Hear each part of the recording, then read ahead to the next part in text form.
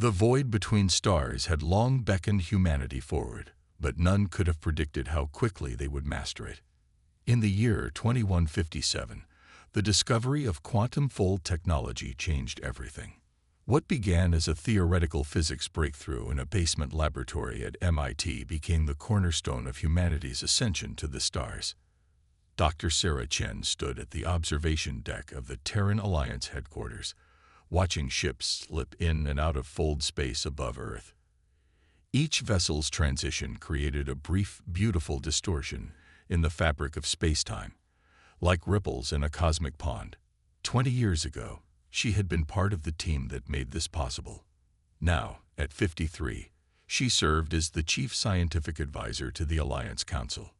Dr. Chen, a voice called from behind her. The council is ready for your briefing. She turned to face Admiral James Torres, his dark uniform adorned with the silver insignia of the Terran Defense Force. His expression was grim, matching the tension that had been building throughout the Alliance for weeks. I assume you've reviewed the data from the Arcturus outpost, she asked as they walked toward the council chambers. Yes, Torres replied, his jaw tightening. The Kraxan ships are getting bolder. 3 more incursions into Alliance space this week alone. The Kraxan Empire had emerged as humanity's first major challenge in interstellar politics, while other alien civilizations had welcomed humanity's entrance onto the galactic stage. The Kraxans viewed Earth's rapid technological advancement with suspicion and hostility. The council chamber hummed with quiet conversation as Sarah and Torres entered. Representatives from Earth's United Nations and colonial worlds filled the circular room, their faces illuminated by holographic displays showing defense grids and ship movements. Council President Maria Alvarez called the session to order. Dr. Chen, please present your findings. Sarah stepped forward, activating the central hologram. The 3-dimensional map of known space materialized, with Kraxan movement patterns highlighted in red. What you're seeing is a systematic pattern of probing actions by Kraxan vessels, she began. They're testing our response times, mapping our sensor coverage, and gathering intelligence on our defensive capabilities. But that's not what concerns me most. She manipulated the display, zooming in on a particular region of space. Our long-range sensors have detected unusual energy signatures in the Denebola sector. The patterns match theoretical models for large-scale quantum fold technology, but at a magnitude we've never seen before. Are they building something? Alvarez asked, leaning forward. We believe so. Based on the energy output, it could be a massive fleet staging area or a superweapon. Either way, the Kraxans are preparing for something significant. Admiral Torres stepped forward. This confirms our military intelligence. The Kraxan Empire has always employed a strategy of overwhelming force against potentially threatening civilizations. They've done it before to other emerging spacefaring races. A murmur of concern rippled through the chamber. Humanity had heard stories of the Kraxans' previous conquests, entire civilizations reduced to client states or worse. What are our options? Asked the representative from Mars Colony. We need to accelerate Project Aurora, Torres replied, referring to the classified initiative that only the highest levels of Alliance leadership knew about. Dr. Chen's team has made breakthroughs that could change everything. Sarah nodded, switching the display to show technical schematics. We've managed to miniaturize our quantum fold drives while simultaneously increasing their power output. The applications for ship design are revolutionary. The schematics showed vessels unlike anything in humanity's current fleet, ships that could execute precision fold jumps in combat, vessels with integrated energy systems that could harness the power of quantum fields as both shield and weapon. How quickly can we implement these advances? Alvarez asked. That's the challenge, Sarah replied. We need resources, shipyards, and absolute secrecy.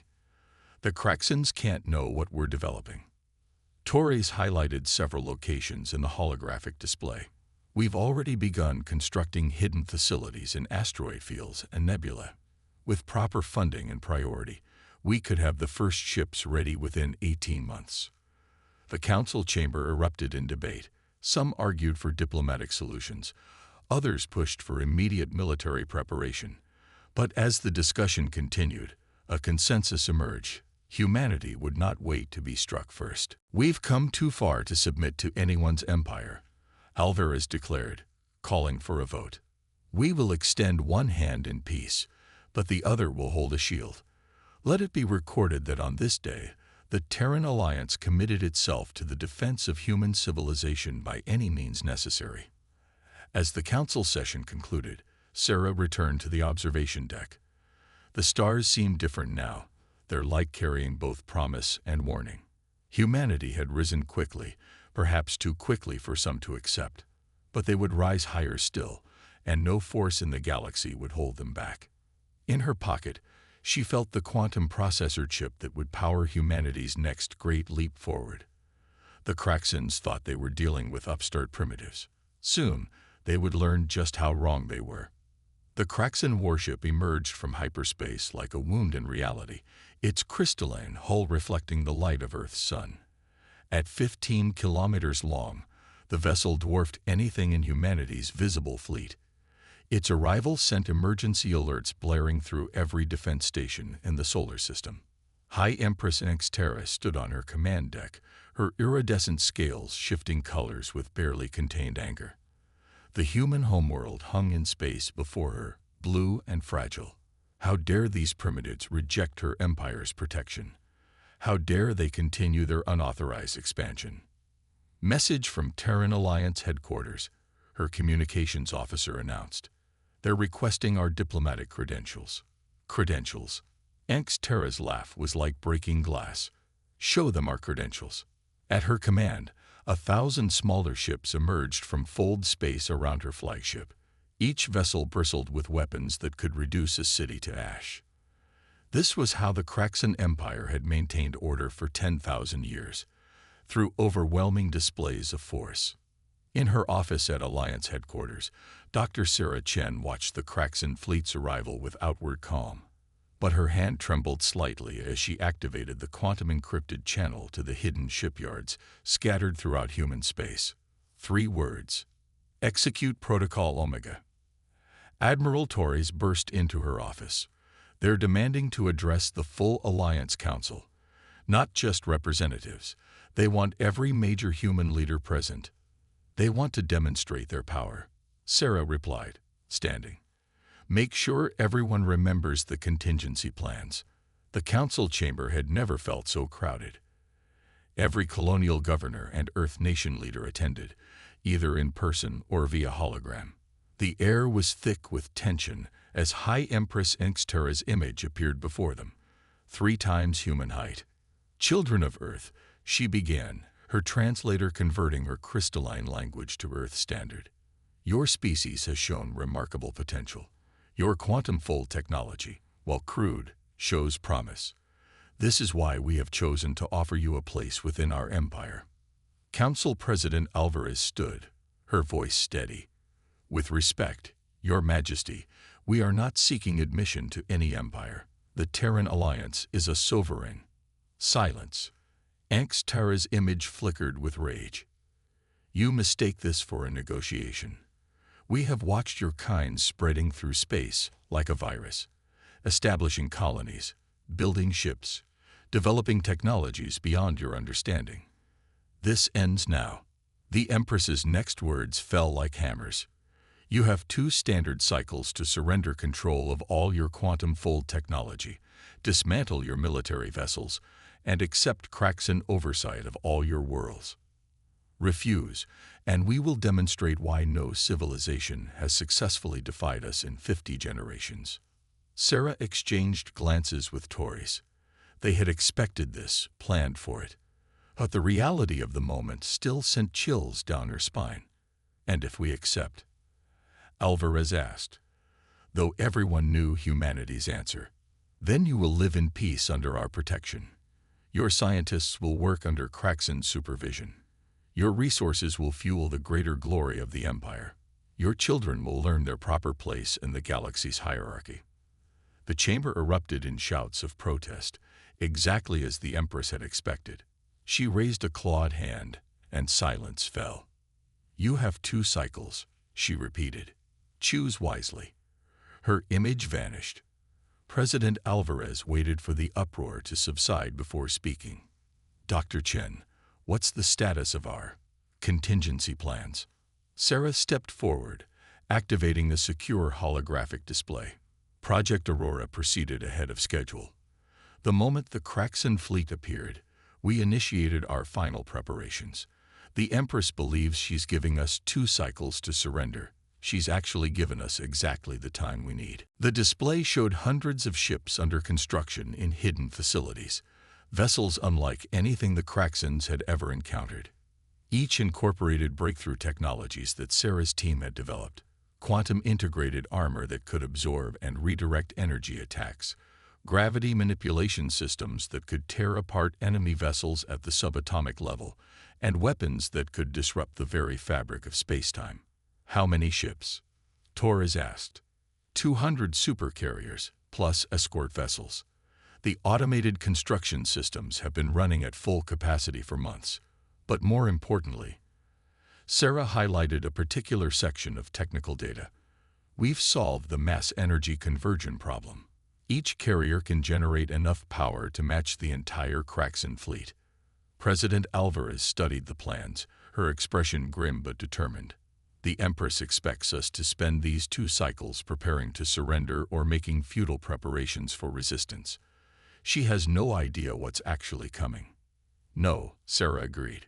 "She doesn't. And by the time she realizes what humanity is truly capable of, it will be too late for the Kraxan Empire to do anything about it."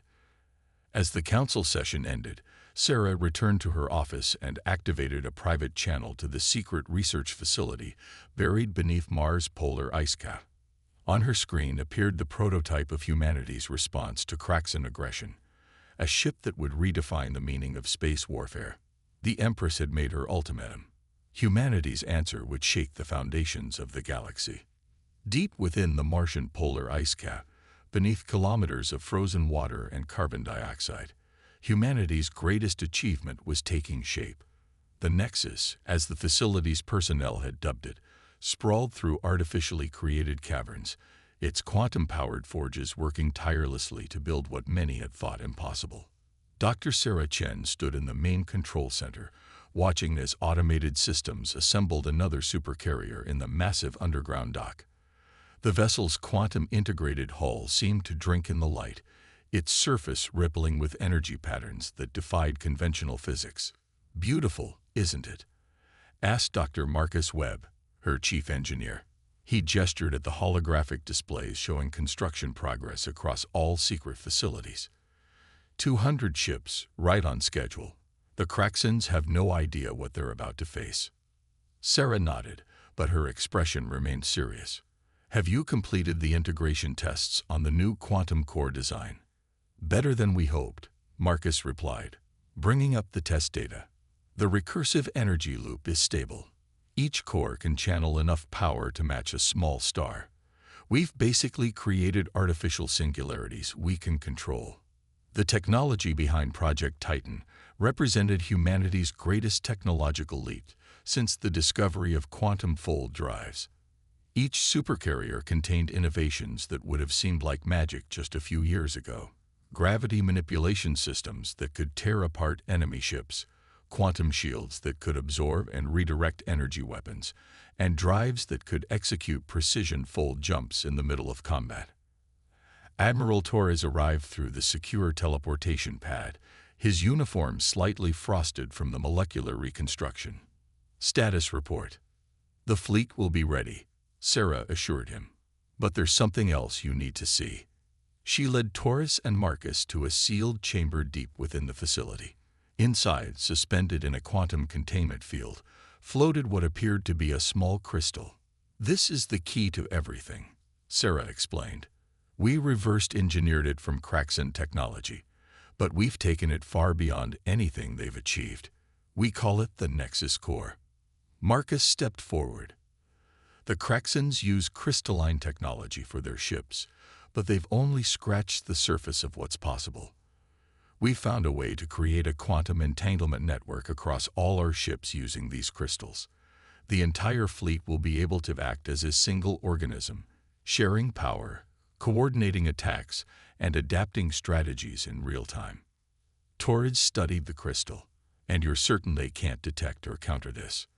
The Kraxans think they're the masters of crystalline technology, Sarah replied.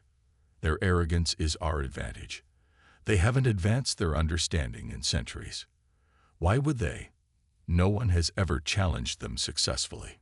Throughout the facility, construction continued at a relentless pace. Each supercarrier was a city-sized fortress of advanced technology, crewed by the best personnel humanity had to offer.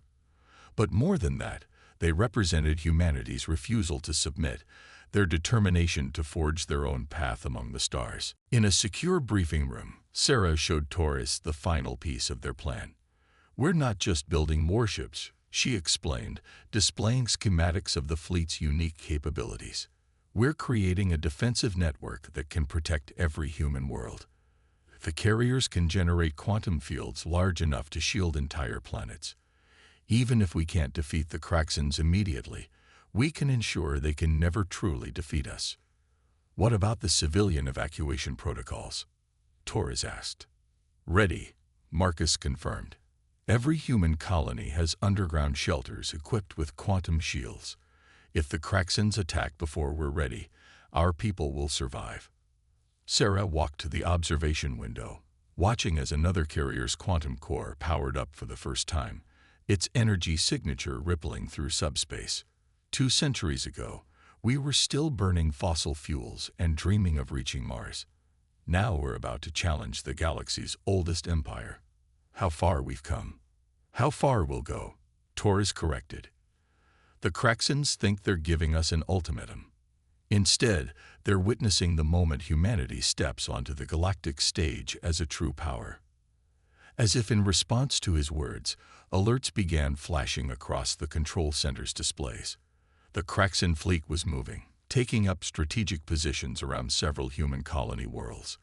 They were preparing to make good on their threats. They're early, Marcus said, checking the data. They're not waiting for their deadline. Sarah's expression hardened. No, they're doing exactly what we predicted. The Empress never intended to give us 2 cycles. The ultimatum was just for show. She turned to Torres. How soon can we deploy the fleet? All ships are crewed and ready. We just need your command. Sarah looked once more at the massive carriers waiting in their underground docks. Each represented the combined genius of thousands of human scientists and engineers. Each carried the hopes of billions, and each was about to show the galaxy that humanity would not bow to tyranny. Send the signal, she ordered. Operation Titan begins now. The Proxima Centauri system blazed with artificial light as the Kraxan attack fleet emerged from hyperspace. 300 crystalline warships, their hulls gleaming with deadly purpose, moved to encircle the human colony world. High Empress Terra watched from her flagship's command deck, anticipating an easy victory over the primitive humans' first extrasolar colony. No signs of significant defensive installations, her tactical officer reported. Their orbital platforms are minimal. Ground-based defenses appear standard for a colony this size. Terra's scales rippled with satisfaction. Begin the assault. Show these humans the price of defiance. But as her fleet moved into attack formation, space itself seemed to tear apart. Massive quantum rifts opened around the system, and from them emerged humanity's response to Kraxan aggression. The supercarriers of Project Titan, each one a masterpiece of human engineering, took up defensive positions around Proxima Centauri. Impossible. Terra hissed, watching as ship after ship appeared. The vessels were unlike anything she had ever seen. Their hulls seemed to bend light itself, and their energy signatures defied her sensor's ability to analyze them. Aboard the TS of Prometheus, the flagship of humanity's new fleet, Admiral Torres stood at the command center. Around him, crews worked with quiet efficiency, their months of training evident in every action. The quantum entanglement network linked all 200 carriers into a single coordinated force. All ships report ready, his executive officer announced. Quantum shields at full power, weapon systems online. Tor is opened a channel to the Kraxan flagship. Attention Kraxan vessels. This is Admiral James Torres of the Terran Defense Force. You are in violation of sovereign human space. Withdraw immediately. The Empress's image appeared on his command screen, her alien features twisted with rage. You dare to challenge us? Your primitive ships are no match for the might of the Kraxan Empire. Primitive. Dr. Sarah Chen stepped into view beside Torres. Your empire has grown complacent, Your Majesty. While you relied on technological superiority to bully younger races, we were innovating, advancing, preparing. As if to demonstrate her words, the human fleet's quantum shields activated in perfect synchronization. A web of energy fields spread between the ships, creating a defensive barrier that encased the entire colony world. The Empress gave the order to attack. Kraxan energy weapons lashed out, their crystalline beams designed to shatter any known defense. But as they struck the quantum shields, something unprecedented happened. The shields didn't just absorb the attack, they redirected it, channeling the energy through the fleet's entanglement network and returning it with devastating precision. Impossible. Terra raged as dozens of her ships were struck by their own weapons, their crystalline hulls fracturing under the assault. All ships, full attack pattern. Crush these upstarts. The space around Proxima Centauri erupted into chaos as two mighty fleets engaged. The Kraxan ships moved with the coordination born of millennia of military tradition, their tactics refined through countless victories. But they faced something entirely new.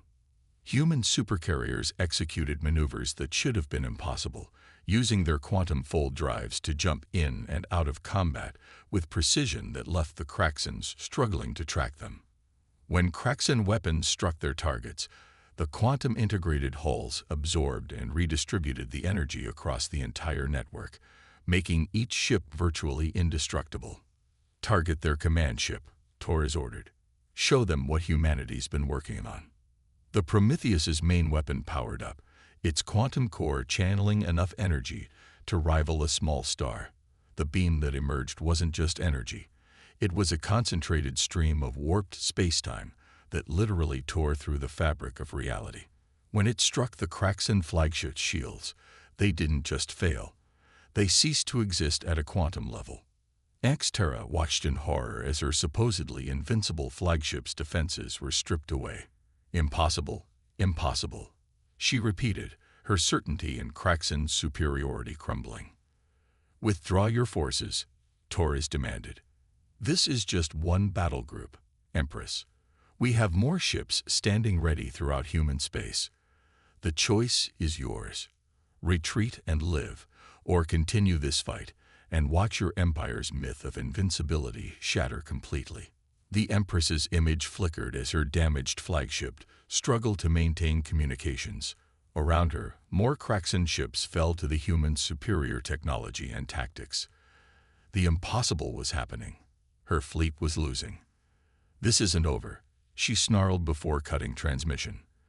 The remaining Kraxan ships began retreating, their tight formation broken, their confidence shattered. As the enemy fled, cheers erupted throughout the human fleet, but both Torres and Sarah knew this was only the beginning. The Kraxan Empire wouldn't accept this defeat easily. They had won the battle, but the war for humanity's future was just beginning. Send word to Earth, Torres ordered. Operation Titan was a success, but tell them to keep building. The Empress will be back, and next time she'll bring everything she has. Sarah watched the last Kraxan ships vanish into hyperspace. We'll be ready, she said. Humanity's time has come, and no force in the galaxy can stop us now. News of humanity's victory at Proxima Centauri spread through the galaxy like a shockwave. The unthinkable had happened. The mighty Kraxan Empire had been defeated in open battle. In the weeks that followed, the balance of power that had held for millennia began to shift. High Empress Terra paced in her throne room on Kraxan Prime, her crystalline armor cracked from the battle. a visible symbol of her empire's wounded pride. Before her stood her war council, the finest military minds in the empire, all struggling to comprehend their defeat. The humans must have had help. One general insisted. No young race could develop such technology independently. You still underestimate them. Anxtera replied, her voice cold. That is why we failed. While we rested on ancient laurels, they evolved. While we relied on intimidation, they innovated. She turned to face the massive tactical display, showing the current deployment of forces. And now they advance. Throughout human space, more supercarriers emerged from hidden shipyards. The Terran Alliance had not been idle since the Battle of Proxima. New technologies were being integrated into the fleet daily, each ship more powerful than the last. But it wasn't just military might that was changing. Human civilization itself was being transformed. Dr. Sarah Chen stood before the Alliance Council, presenting her latest findings. The quantum network we developed for the fleet has applications far beyond warfare. We can use it to link our colonies, share resources, and advance our understanding of the universe itself. And what of the Craxans? President Alvarez asked. Our intelligence suggests they're marshaling their forces for a major offensive. Admiral Torres stepped forward. Let them come. Every day that passes makes us stronger.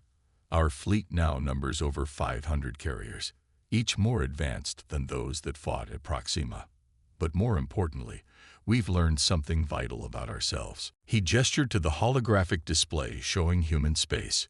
We didn't just build better ships or develop more powerful weapons. We proved that humanity's greatest strength isn't our technology. It's our ability to face challenges and overcome them, to adapt, to innovate, to refuse to accept limitations. The council chamber fell silent as a priority alert flashed across all screens. A massive Craxan fleet had been detected approaching Earth. Thousands of ships, including vessels pulled from the farthest reaches of their empire. So, Alvarez said quietly, they've made their choice. No, Sarah corrected, studying the sensor data. Look at their formation. This isn't an attack fleet. The Craxan Armada emerged from hyperspace at the edge of the solar system. Leading them was Empress Anxtera's flagship, now repaired and modified with technology that seemed to mirror human innovations. But instead of moving to attack, the fleet held position. Receiving transmission from the Empress, the communications officer announced. Anxtera's image appeared before the council, but something had changed in her bearing. The arrogance was gone, replaced by something that looked almost like respect. People of Earth, she began, for 10,000 years, the Craxan Empire has stood as the supreme power in this galaxy. We believed our dominion was ordained by the natural order, that younger races existed to serve us, to be guided by our wisdom and submit to our rule. She paused, her scales shifting in patterns that indicated deep emotion. You have proven us wrong. In less than a century, you have achieved what we thought impossible. You have not only matched our technology but surpassed it. You have shown strength not just in battle, but in purpose. What are you proposing, Empress? Alvarez asked. A new beginning. Not as conquerors and subjects, but as equals. The galaxy is changing. Perhaps it is time the Craxan Empire changed as well. The negotiations that followed would reshape galactic civilization. The Craxan Empire began a transformation, moving from a system of dominance to one of cooperation. Other races, inspired by humanity's example, began to assert their independence and pursue their own technological advancement. 1 year later, Dr. Sarah Chen stood in the newly constructed Galactic Exchange, a massive space station where representatives from all spacefaring races could meet and share knowledge. Beside her, Admiral Torres watched ships from a dozen different species dock and depart. Did you ever imagine this? He asked, gesturing to the diverse crowd of humans and aliens moving through the station's corridors. When we started Project Titan, did you think it would end like this? Sarah smiled, touching the quantum crystal that now served as the heart of the station's communications network. We built those ships to defend ourselves, to prove that humanity wouldn't bow to tyranny. But in doing so, we proved something far more important, that the future belongs to those who dare to imagine it differently. Above them, Earth shone like a jewel in the darkness of space. Humanity had faced its greatest challenge and emerged not just victorious, but transformed. They had proven themselves not just capable of surviving among the stars, but of leading the way toward a new era of galactic civilization. The age of empires was over. The age of cooperation and innovation had begun, and humanity stood ready to help forge this new future among the stars.